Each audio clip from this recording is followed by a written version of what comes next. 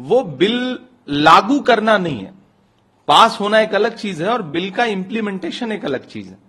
भाजपा लागू नहीं करना चाहती, इसे चुनावी कैंपेन बनाना चाहती है।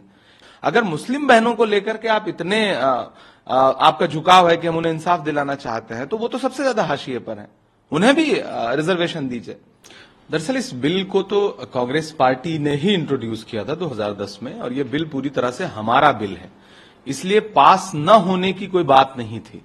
लेकिन भारतीय जनता पार्टी का जो मकसद था, जो पूरा ताना बाना बुना गया विशेष सत्र का, वो बिल लागू करना नहीं है। पास होना एक अलग चीज है और बिल का इंप्लीमेंटेशन एक अलग चीज है।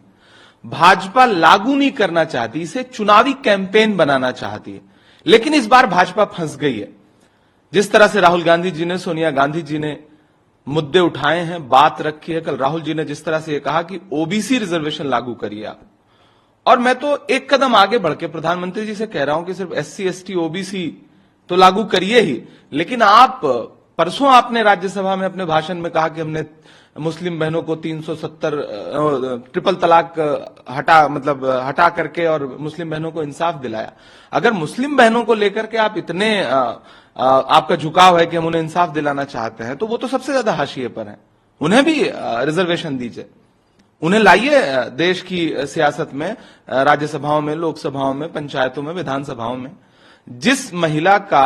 जिस सांसद महिला का, विधायक महिला का पति जो है वो देखेगा कि हमारी पत्नी जो है, हमारी बीवी जो है वो सांसद और विधायक है, तो वो उसे ट्रिपल तलाक देने की हिम्मत ही नहीं कर पाएगा। तो प्रधानमंत्री का जो नारा है, उस नारे को लागू करना दरअसल प्रधानमंत्री का मकसद नहीं है, उसे चुनावी कैंपेन बनाना है। इसीलिए इस बिल को जिस प्रारूप के साथ लाया गया है, वो ये दर्शाता है कि बिल का इंप्लीमेंटेशन तो जाके 10 साल बाद होगा, तो लाभ नहीं मिलने जा रहा है महिलाओं को।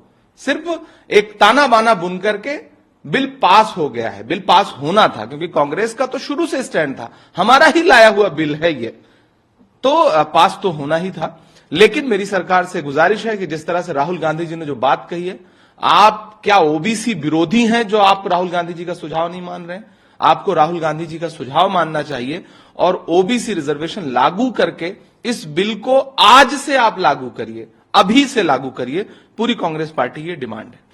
अमित शाह कह रहे कुछ राजनीतिक दलों के लिए ये चुनावी मामला होगा, हमारे लिए ये चुनावी मुद्दा नहीं है। हम इंसाफ दिलाने की बात कर रहे थे, वो नहीं दिलाया। कैसे इंसाफ की बात कर रहे हैं आप? महिलाओं को इंसाफ दिलाने की बात भारतीय जनता पार्टी करती है, जिसने नारा दिया बेटी बचाओ बेटी पढ़ाओ, लेकिन इस देश में सबसे ज्यादा बेटियों के खिलाफ अत्याचार भाजपा शासित राज्यों में हो रहा है। दिल्ली में क्या हमारी आंखों ने देखा नहीं है कि किस तरह से ओलंपिक पदक लाने वाली बेटियों के साथ घसीटाबाजी हुई, जिस तरह से उनको घसीटा गया, उनको अपमानित किया गया, पुलिस ने उनके साथ दुर्व्यवहार किया? क्या हमने देखा नहीं है? किस तरह से चुप्पी ओढ़ करके रखी प्रधानमंत्री जी ने, गृह मंत्री जी ने बृजभूषण शरण सिंह के मामले पे? हाथरस के मुद्दे को क्या हमने देखा नहीं? प्रधानमंत्री जी ने लाल किले की प्राचीर से भाषण दिया और उधर गुजरात में 2.5 घंटे बाद बिल्किस बानो के बलात्कारी रिहा किए गए, भाजपा के नेताओं ने उन्हें माला पहनाई। तो भाजपा महिला सशक्तिकरण की बात करते, क्या मणिपुर हमने देखा नहीं? दुनिया के लिए इससे शर्मनाक तस्वीर क्या हो सकती है कि बेटियों को बिना कपड़ों के परेड कराई जाए, उनका सामूहिक बलात्कार हो, और प्रधानमंत्री चुप हैं, आज तक चुप हैं। तो भाजपा ये तो ना कहे कि जो है हम महिलाओं का सशक्तिकरण करना चाहते हैं, महिलाओं को इंसाफ दिलाना चाहते हैं। इंसाफ दिलाने वाले लोग महिला अत्याचारों पर चुप थोड़ी रहते हैं, बोलते हैं मुखरता से, राहुल गांधी की तरह स्टैंड लेते हैं, खड़े होते हैं। लेकिन भाजपा लगातार चुप है। भाजपा की कथनी और करनी में जमीन आसमान का फर्क है। इसीलिए मैं कह रहा हूं, दरअसल ये चुनावी कैंपेन का मुद्दा भाजपा के लिए है, कांग्रेस के लिए तो यह दिल से जुड़ा हुआ मुद्दा है।